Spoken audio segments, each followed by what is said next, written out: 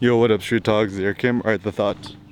Um, how to be creative during quarantine. So, I mean, my personal vibes looks like COVID's like been a little bit more chilling down a bit more, insofar much as, it looks like life is returning back to normal for the most part. Everyone's just wearing face masks, reduced capacities in some places, but it looks like a lot of places in the States are allowing some indoor dining. Like, I'm back here in Cali for a little bit, and I'm just, yeah, like for the most part, yeah, people friendly and stuff like that. I haven't been watching the news, so I don't let that kind of poison my mind.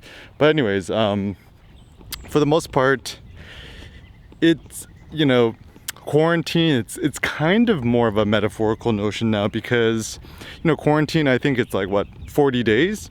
And so the general gist of like this new quarantine lifestyle is, for the most part, there's like really nowhere to go out to, so there's nothing to really see and stuff like that.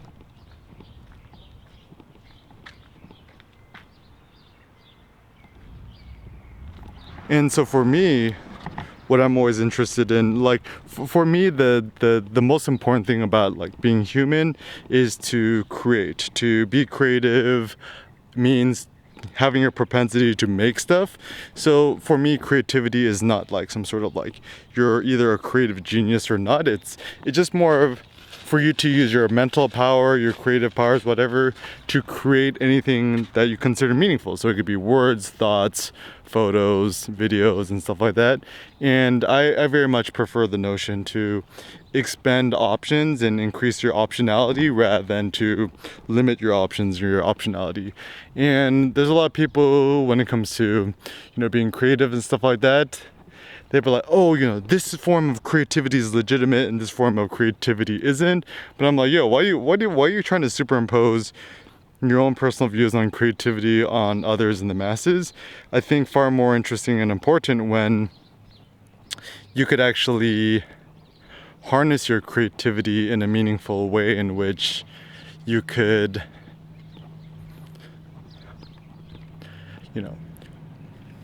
like, I really do think that we humans, we're actually the happiest when we are in a quote unquote flow state. And the basic gist of a flow state is where you're just kind of in the zone of creating and making stuff. And that's typically when we tend to be the happiest, when we kind of transcend ourselves and stuff like that. So I mean, some basic stuff, like things that I've been kind of playing around with, with this more quarantine lifestyle, is obviously going out as much as I can, shooting videos, vlogs, and stuff like that. And actually, I'm a huge proponent for virtual reality. Oculus Rift S seems like the one right now. The Quest 2 is coming out pretty soon.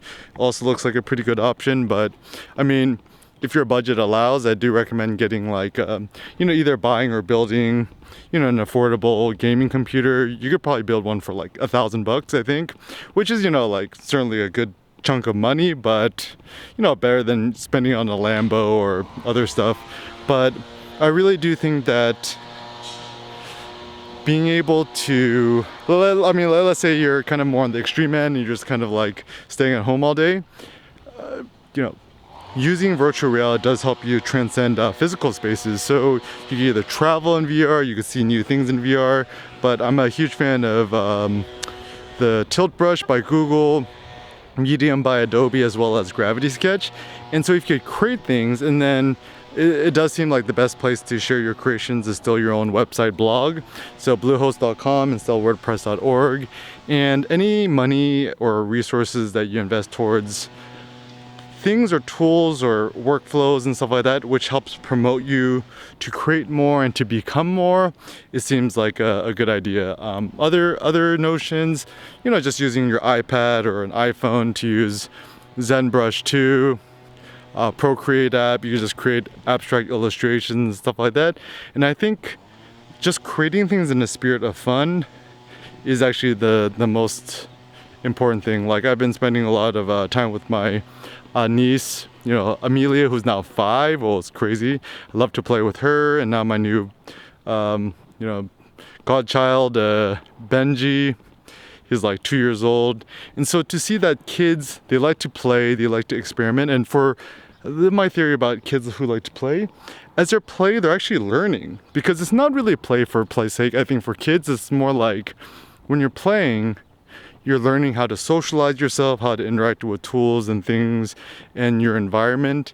And so there's this really great sociological or creative spirit, play, joy that children have. And then when we became adults, all we care for is money and to increase our money, buy houses, cars, and stuff like that. It's like so boring. In some ways, adults are stupider than children because adults just want like toys. Like for most people, a car is a toy, an iPhone or devices are just toys.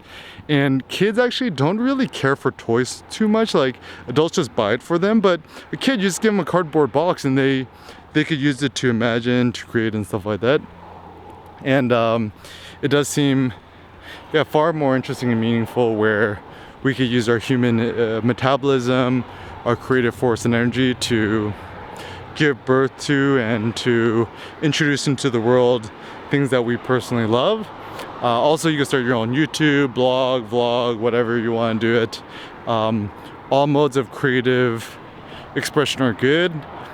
For me personally, what I'm actually interested in is how can I use different digital tools, computers and stuff like that to augment my modes of creative expression about a little bit of everything that I do, whether it be the spoken word, the visual words, virtual reality, two-dimensional reality, whatever. So the more you could just kind of expand out your creative tentacles, the better.